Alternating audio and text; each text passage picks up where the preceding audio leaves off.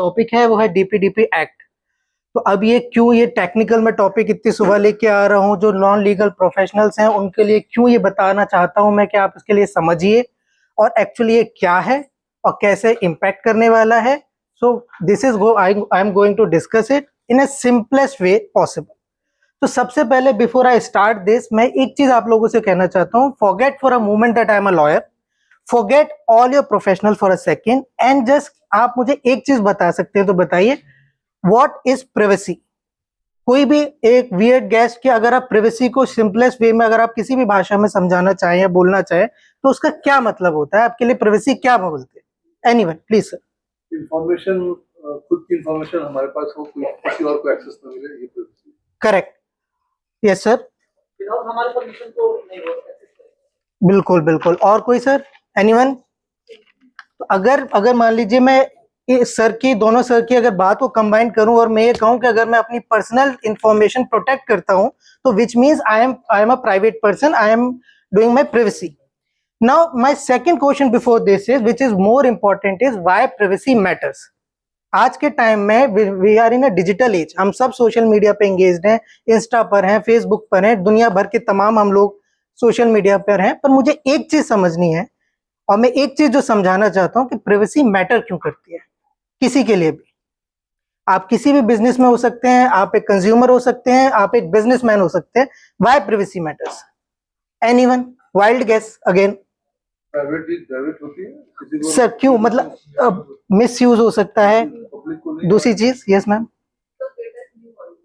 Data is new oil, ये तो हम सब लोग सुनते ही हैं, पर अगर मैं प्रिवेसी को करेक्ट करेक्ट करेक्ट मिसयूज हो सकता है। और आज की डेट में अगर मैं आपसे ब्लंट होके बात करूं तो every individual is a commodity for the market.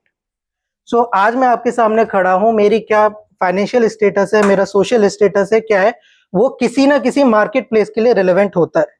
The more I give my privacy to the market or to public, the more I lose my will, free will. अगर मैं, it is a very good topic और वो detail में अगर मैं बात करूं इस पे तो बहुत ज्यादा टाइम जाएगा, बट अगर मैं ये कहूं कि free will is a myth, हम लोग लॉ में ऐसा बोलते हैं। आप कोई भी चीज खरीदते हैं 90% आज चार्जेस कि वो आपकी फ्री विल से नहीं है। आपके पास फाइनेंशियल स्टेटस है, आपको कार खरीदने की जरूरत नहीं है, पर आपको अगर फाइनेंशियल स्टेटस आपका पब्लिक है, आपके पास इंश्योरेंस के फोन आते हैं, मैसेजेस आते हैं कि सर आप ये ले लीजिए, and psychologically you start thinking कि हो सकता है इतने सारे लोग बोल रहे हैं, इतने सारे लोग कर रहे हैं, तो इट इज अ नेसेसिटी। आपको शायद पता भी नहीं है और आप धीरे धीरे वो करना शुरू कर देते हैं। आप कार खरीदते हैं, आप इंश्योरेंस पॉलिसी लेते हैं या जो भी करते हैं, रिक्वायर्ड नॉट रिक्वायर्ड, तो एक ये होता है कि आप जब प्रिवेसी अपना छोड़ने लगते हैं तो मार्केट उसको कैप्चर करने लगता है। This is the reason this law government is coming up. The another reason is कि दुनिया भर में ये लॉ आ चुका है, we are already late but देर है दुरुस्त है। तो इस एक्ट के बारे में हम पढ़ेंगे कि ये है क्या, और बहुत ही सिंपल लैंग्वेज में।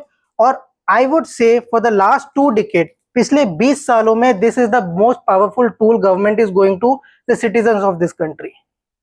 कैसे, वो मैं आपको आगे बताऊंगा। क्या क्या क्या स्टेक्स पर है इस पे, वो भी मैं आपको डिस्कस करूंगा, सो दैट आप इसको समझिए और कैसे आपके ऊपर इंपैक्ट करता है वो भी आप बताइए। so, प्लीज नेक्स्ट, सबसे पहली स्लाइड सर, सबसे पहली नेक्स्ट। नो इससे पहले होगा, हाँ। So what is DPDP act? इसकी फुल फॉर्म है digital personal data protection act.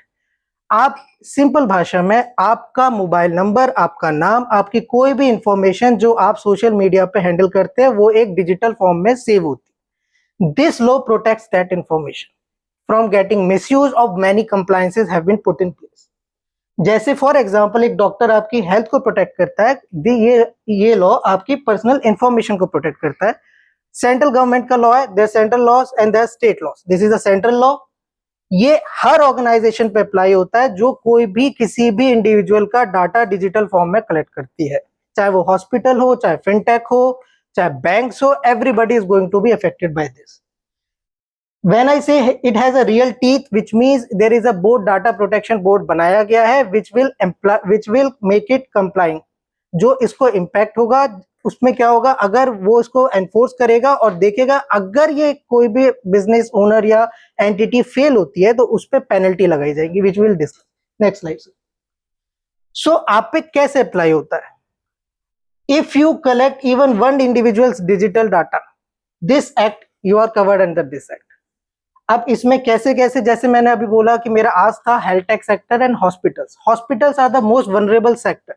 वो अपने पेशेंट का डाटा कलेक्ट करते हैं, बच्चे आते हैं उनका डाटा कलेक्ट करते हैं, उन सब का डाटा कलेक्ट होता है, पर उसकी कोई कंप्लायंस नहीं होती. वो कहाँ स्टोर होता है, कहाँ लीक होता है, कहाँ जाता है, वो हॉस्पिटल आज तक कोई केयर नहीं करता, कोई लॉ भी नहीं था. तो that is why hospitals, fintech को आप ऐप कई सारी हम रेगुलर डाउनलोड करते हैं, पेटीएम हो गया, कोई भी हो गया, उस पर आप अपनी इंफॉर्मेशन शेयर करते हैं, वो सब इससे करते हैं. ई कॉमर्स कंपनी, आप मिंत्रा पे जाके शॉपिंग करते हैं, आप अपना होम एड्रेस दे देते हैं, आप अपना नंबर दे देते हैं, और आप आपके ट्रांजैक्शन से उनको वैल्यू पता चलती है. अच्छा, ये आदमी या ये दिस पर्सन एक महीने में इतने का ट्रांजैक्शन कर सकता है, which means he has a potential to buy this thing.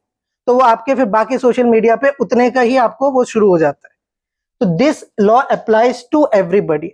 और ऐसा नहीं है कि इट विल जो है apply to only one big companies and everything. ये सब पे अप्लाई करेगा अगर आप एक भी पर्सन की डिजिटल डाटा कलेक्ट करते हैं. Next slide sir. तो इसमें कीवर्ड्स है कि कैसे हम समझें इसको, है क्या ये. तो इसमें सबसे पहला कॉन्सेप्ट आता है data principal. Data principal is nothing simple, जिसका डाटा कलेक्ट हो रहा है. आप हॉस्पिटल गए, आपने वहां पे अपना डाटा दिया, you are a data principal, as simple as that.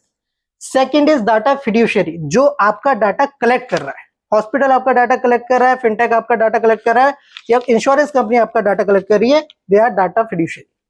Consent, the most important point in the whole this act is consent. आपकी कंसेंट कैसे ली गई है. आप गूगल पे अपना जीमेल अकाउंट बनाते हैं, टर्म्स एंड कंडीशन का तो वो क्लिक करते हैं और आगे बढ़ जाते हैं.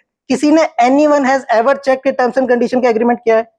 बहुत छोटे छोटे वर्ड्स में होता है, इतना लंबा होता है. This law prohibits that.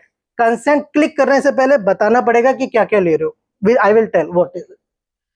फिर आता है डाटा ब्रीच. डाटा ब्रीचेस के, आप जब डाटा कलेक्ट कर लिया डाटा फिड्यूशियरी ने, वो ब्रीच नहीं होना चाहिए, लीक नहीं होना चाहिए, हैक नहीं होना चाहिए, या किसी थर्ड पार्टी पे बिना कंसेंट के जाना नहीं चाहिए. Data protection board, it is a regulated body जो इस सब की पूरी कंप्लायंस को चेक करेगी. Then data processor. आप एक हॉस्पिटल या कोई भी है, आपने एक सॉफ्टवेयर लिया है, क्लाउड सिस्टम लिया, जहां पे आप ये सर्व करते हैं, तो दैट क्लाउड सिस्टम और सब कुछ वो बोला जाएगा data processor. Data protection officer is something, जो एक स्पेसिफिक कैटेगरी बनाई गई है, जो अभी गवर्नमेंट नोटिफाई करेगी, जो सिग्निफिकेंट सेक्टर है, जो ये बहुत वनरेबल है, जैसे कि हॉस्पिटल्स हो गए, उन सब के लिए they have to arrange a data protection officer, जो उनके कस्टमर क्लाइंट से डायरेक्ट रिलेट करेगा. क्लाइंट कहेगा मेरा डाटा ब्रीच हुआ है, मुझे इसको रेज करना है, तो data protection officer will be the person responsible. Please next. अब ये एक एग्जांपल मैंने इसमें सेट किया, जो मैंने पहले किया, तो it is not that required, but it simply says कि आप किसी हॉस्पिटल में जाते हैं या कहीं भी अपना डाटा देते हैं, तो दिस हाउ दिस योर आपका डाटा कलेक्ट होता है. तो it is the same thing. Next sir. अब इसमें जो डाटा प्रिंसिपल है, जो लोग डाटा देते हैं, उनके राइट्स क्या क्या है. क्यों ये मैं कहता हूँ ये बहुत पावरफुल है, कि आपको अपना राइट है कि आप बोल सकते हो कि मेरा कौन कौन सा डाटा आपके पास है, आप मुझे बताइए. आप देते नंबर, वो आपके और भी इंफॉर्मेशन निकाल लेते हैं, वो नहीं कर सकते. Right to correct. अगर आपने डिटेल दी है, वो उनके पास गलत है, आपका नाम गलत है, आधार गलत है, और उसके हिसाब से वो किसी और को परेशान कर रहे हैं, तो आप बोल सकते हैं मेरा डाटा करेक्ट करो, this is my data, you can not misuse it. Right to erase. Now you have a right to say कि बॉस बहुत हो गया, मुझे आपकी सर्विसेज नहीं चाहिए, मेरा डाटा डिलीट करो. तो they have to comply with it. Right to complain. अगर वो फॉलो नहीं करते हैं तो आप ग्रीवियंस में जा सकते हैं, and there are huge penalties. Right to withdraw. आप डाटा रखते हैं, पर आप कहते हैं मेरा डाटा अब यूज मत करिए आप किसी के लिए, तो this is the right to withdraw आपके पास है. नेक्स्ट. Your compliance. अब जो कंपनी डाटा फिड्यूशियरी है, उनके पास क्या है. Consent before collection. आपको कलेक्शन से पहले बताना पड़ेगा कि आपका ये डाटा हम ले रहे हैं, इस स्पेसिफिक पर्पस के लिए ले रहे हैं, और इतने टाइम के लिए ले रहे हैं, उसके बाद हम इसको हटा देंगे. डाटा प्रिवेसी नोटिसेस आपको देने पड़ेंगे, जिसमें ये सारी चीजें स्पेसिफिकली बोल्ड लैंग्वेज में होंगी. एक्ट से देश में 22 ऑफिशियल लैंग्वेजेस है, सब में देना होगा.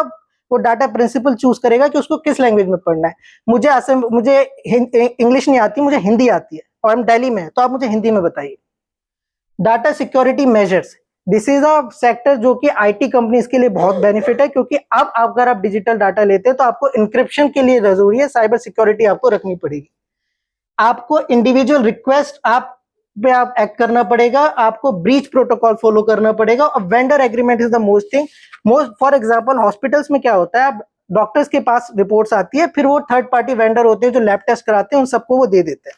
मोस्टली ये पीडीएफ फाइल के थ्रू होता है, व्हाट्सएप के थ्रू भेज देते हैं। You can't do it. I will take 1 minute more and I will be finished. Thank you. Let's clap for Ashutosh. Okay, sir.